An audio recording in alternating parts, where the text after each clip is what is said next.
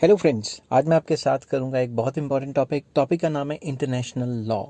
International law का meaning और definition क्या होती है वो डिस्कस करने की कोशिश करेंगे। जिस हिसाब से आपने पेपर में लिखनी है मैंने उसी हिसाब से लिखी हुई है।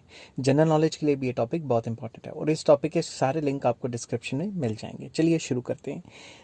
The original name of international law was the law of Nations. जो इंटरनेशनल लॉ है उसका जो ओरिजिनल नेम था वो था law of Nations. Later on in 1789 the famous jurist Jeremy Bentham of England called it international law. 1789 के बाद जो फेमस ज्यूरिस्ट हुए हैं, इन्होंने बहुत थ्योरीज दी हैं और लॉ के ऊपर काफ़ी काम किया है।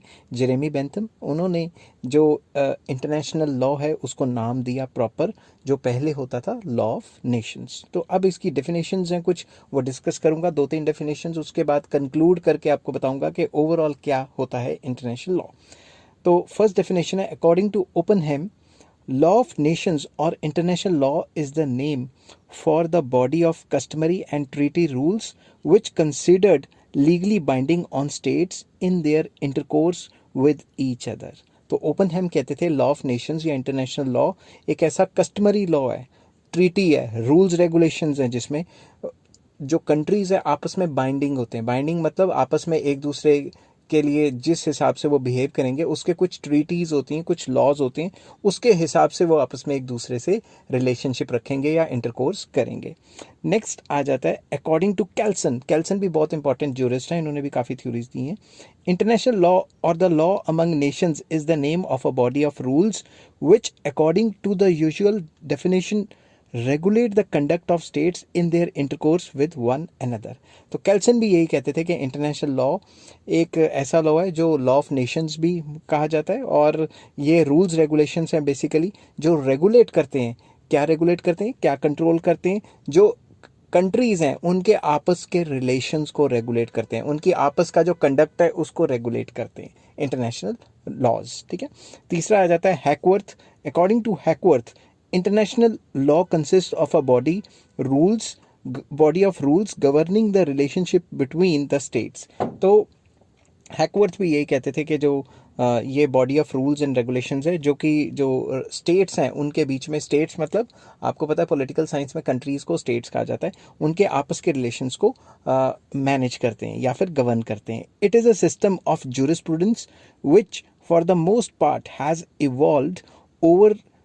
evolved out of the experiences and necessities of the situation that have arisen from time to time। ज़्यादातर ये एक सिस्टम ऑफ जूरिस्प्रूडेंस है। जूरिस्प्रूडेंस एक अलग से सब्जेक्ट है, उस पर अलग से वीडियोस लेके आऊँगा। तो ये एक सेट ऑफ रूल्स रेगुलेशंस हैं जो निसेसिटेट करते हैं ऐसी सिचुएशंस जो time to time different countries के बीच में अराइज करती हैं। Time to time different countries के बीच में वो सिचुएशंस पैदा हो जाती हैं।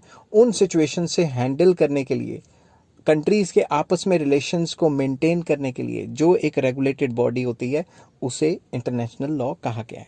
अब एक और डेफिनेशन कर लेते हैं। According to Charles G Fenwick, international law may be defined in a broad term as the body of general principles and specific rules which are binding upon the members of international community in their mutual relationship।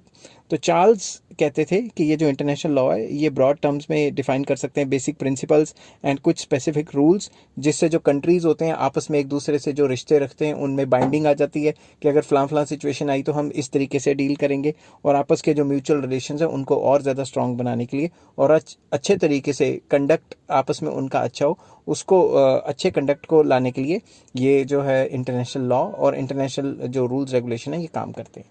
ठीक है। उसके बाद conclude करते हैं। To sum up, it can be said that international law is the body of dynamic rules which govern the mutual relationship of the members of the international community।